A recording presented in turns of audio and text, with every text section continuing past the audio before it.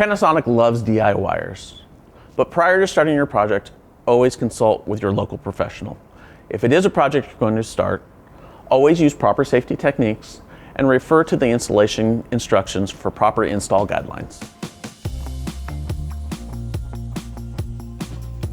Today we are going to remove this bathroom fan and we're going to replace it with a Panasonic Whisper Suite.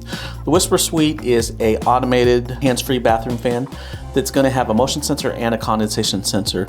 So we'll start by taking down the grill for the current bathroom fan. Keep in mind, I have turned off the circuit breaker to this fan, so we are totally dead right now as far as the fan goes. I am going to unplug the fan here. We're going to bring down the electrical J-box and unconnect our wires. I'm going to remove the fan motor by taking a screw out on this side.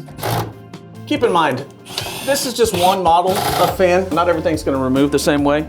This may not be the same as your fan, but they'll give you a rough idea on what to do. Once the motor is unscrewed, pop a tab. The motor will slide out of place. Once the motor is removed, we're actually going to take the duct adapter out of here. So the duct adapter is connected, so we've got to take this out so that the old box can slide out of the ceiling. The duct adapter will slide out from inside of the can. And then we're just going to push the duct back into the ceiling for right now, because we can access that later once we get the fan out. Now if we remove the screw that's in the side of the can that's screwed to the joist, don't worry, this box is trashed. So if it gets a little destroyed getting it out, so be it. It's just a matter of working it sometimes so you can get to where you need it to be. And the can comes out as easily as that. So now we'll need to make our opening bigger. We're gonna take our cardboard template Panasonic sends with each fan, take this outside frame off, and this will give us the outside dimensions of where we need to be.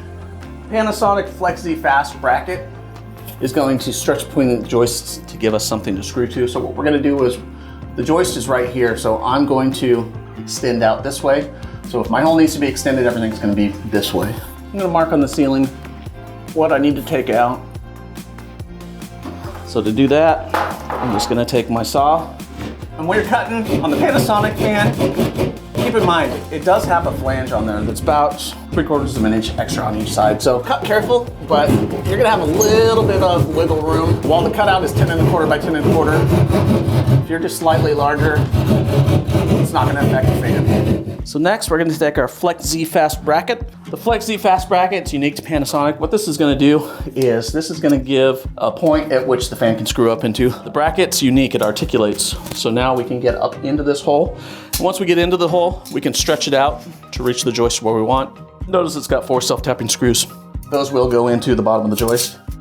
Just get it up in there. We're gonna stretch that thing out to the joists. This, you may have to get up into the hole a little bit. Screw this one in. Once the bracket's installed, we are going to take our fan body, and on the inside of the can, we're gonna move the screw here right at the bottom. This is actually what is attaching this fan assembly or housing to the duct adapter electrical box connector. Unplug the connector. Now you'll notice that these two pieces will separate from each other. So for right now, I'm done with the can.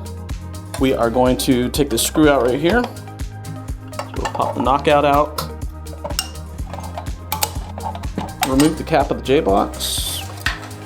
Now this gives us the ability to get to our electrical. Cable connector is what's going to keep the Romex from sliding around and possibly nicking the Romex insulation. So we will install that in the bottom here. And now, once that's open, we should be able to take our wiring, run it from the hole into our assembly. And once we're in there, we'll go ahead and tighten this thing back down so that our Romex is secure. Then it's a matter of wiring to the fan circuit. So this is nice and easy. You can see the fan circuit is just a black, a white, a green. It's gonna wire up to the black, the white, and the bare of the Romex. So we're gonna start with wiring black to black, go white to white, and then we're gonna go the bare copper to the green. Make sure this is twisted nice and tight so that the wire can't escape. Give it a little tug. Just gonna stuff them back in the box. We're gonna take our cover, slide the cover back on. It's got 2 dimples in there, you're gonna hear a pop. Once it pops in, you know it's there. Place your screw. Now we move to the duct side, We're gonna remove this tape that tapes the back draft damper down. You'll notice when that comes out, it moves freely. This is gonna keep air from coming back into the fan from outside. Keep the screw pack. The screw pack is the screws that's going to screw this adapter and then the can to the brackets when we're done. So fish your duct out from the ceiling. This one's gonna be a little tighter, so I'm gonna get it up in here. Going to get the duct slid on there and secure. And then I'm gonna get a couple strips of tape and make sure that that stays where it needs to be. Sometimes you'll have more than enough duct to come out and work out here. Sometimes the duct's only gonna give you what it gives you. So you can do an extension on it. On this one, it's gonna be long enough. But as long as I can get up in the hole and get it taped, we're not gonna worry about needing to do an extension.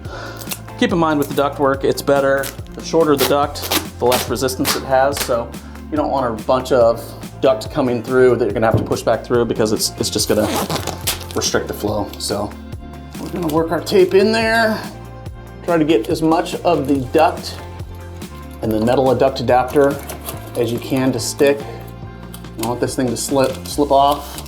It's not gonna hurt to do too much tape, but definitely could hurt to do too little. Now that our duct is totally taped and secure, we're gonna get 2 of our screws from our screw packet out. And we are going to want to get this set to where the flange sets on the inside of the sheetrock inside of the room. And this will allow for us to get a nice seal.